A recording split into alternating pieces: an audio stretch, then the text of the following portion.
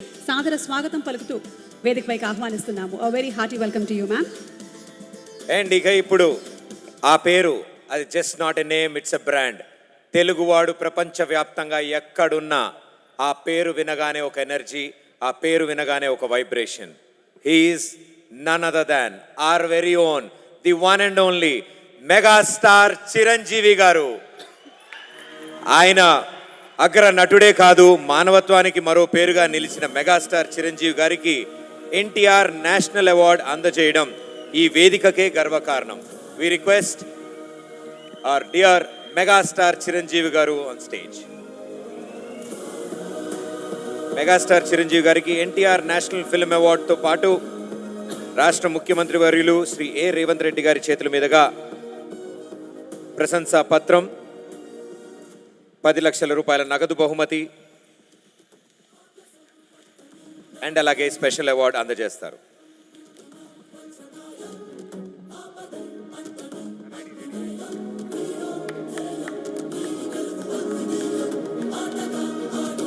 ఎంతో మందికి inspiration and ఎప్పటికీ inspiration are very own megastar Chiranjeevi గారు.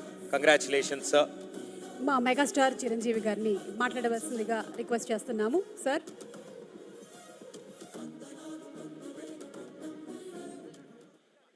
ఈనాటి చాలా హృదయంగా ఎంతో కళకళలాడుతూ జరుగుతున్నటువంటి ఈ తెలంగాణ గద్దర్ ఫిలిం అవార్డ్స్ కార్యక్రమానికి మూల విరాట్ అయినటువంటి గౌరవ ముఖ్యమంత్రి శ్రీ రేవంత్ రెడ్డి గారికి, డిప్యూటీ ముఖ్యమంత్రి మిత్రులు పెద్దలు మా భట్టి విక్రమార్క గారికి, అలాగే మరొక మంత్రివర్యులు జూపల్లి గారికి, నా సహచరుడు, నా ఇష్టడు, నా మిత్రుడైన లోకనాయకన్ కమల్ హాసన్ గారికి,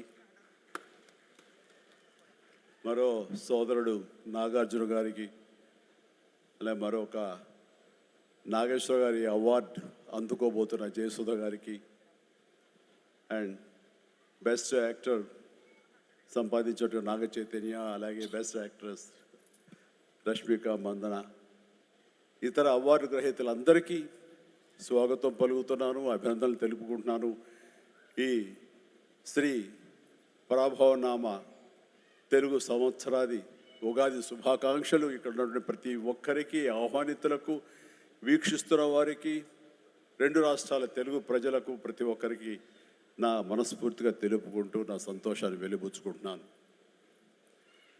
ఎక్కడైతే కళాకారులు గౌరవించబడతారో అక్కడ రాష్ట్రం, దేశం, ఆ రాజ్యం సుభిక్షగా ఉంటుందన్నది నానుడి.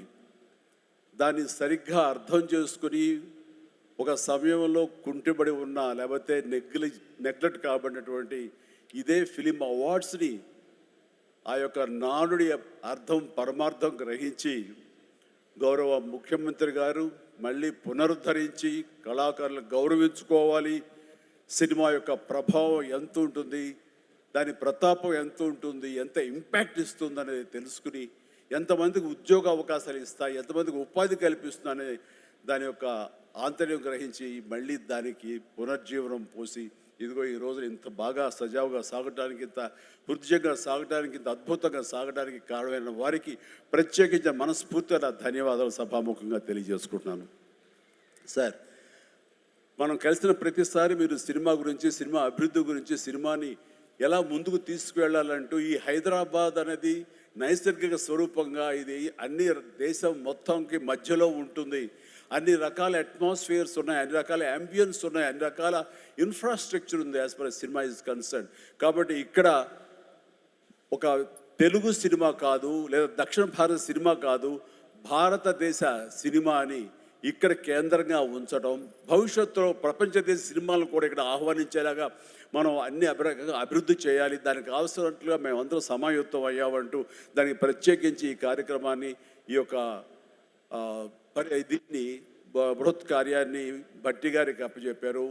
వీరందరూ కలిపి ఈ మధ్యకాలంలో గ్లోబల్ సమ్మిట్ జరిగినప్పుడు అందులో కూడా అంతర్భాగంగా ప్రత్యేకించి సినిమాకి వారు అవకాశం కల్పించి వారిని ఆహ్వానించి మంచి చెడ్డల గురించి తర్కించి చర్చించి దానికి కావలసినటువంటి సదుపాయాలు మీరు ముందుకు రండి, ప్రభుత్వం మీ అండదండలు అందిస్తుంది, ఇది ఈ రోజున పెద్ద ఎత్తున మనం సినిమాకి పెద్దపీట వేయాలి అంటూ వారు ప్రత్యేకించి సినిమాకి ఇస్తున్న ప్రాముఖ్యతకి మనందరం నిజంగా ఆయనకి ఎంతో రుణపడి ఉన్నాము. ఎందుకంటే దీని యొక్క ఆంతర్యం, దీని యొక్క విలువ గ్రహించారు కాబట్టి కేంద్ర ప్రభుత్వం కూడా వేవ్స్ అని మన సాఫ్ట్ పవర్ని ప్రపంచ దేశాలకి తెలియచెప్పాలంటూ మన కల్చర్ కానివ్వండి, మన హెరిటేజ్ కానివ్వండి, మన సినిమా కానివ్వండి, మన క్రీడ కానివ్వండి, మన గ్రామీణకు సంబంధించినటువంటి ఆ వాతావరణం కానివ్వండి, మన ఆహారపు అలవాట్లు కానివ్వండి, ఇవన్నీ కూడా ప్రపంచ దేశాలకి తెలియజేస్తే కనుక దాని ఇంపాక్ట్ అంతా ఇంత ఉండదు. వాళ్ళని ఆకర్షించుకోగలిగితే కనుక ఆ రిజల్ట్ వేరు. అందుకనే కేంద్ర ప్రభుత్వం కూడా ఈ సాఫ్ట్ పవర్ యొక్క ఇంపాక్ట్ గ్రహించి దీన్ని వేవ్స్ అని మధ్యకాలంలో నన్ను కూడా అందులో భాగస్వామ్యం చేస్తారు. కమల్ హాసన్ గారు వీళ్ళందరినీ కూడా దాన్ని చూశారు. ఎందుకంటే వాళ్ళందరూ దాన్ని చవి చూశారు.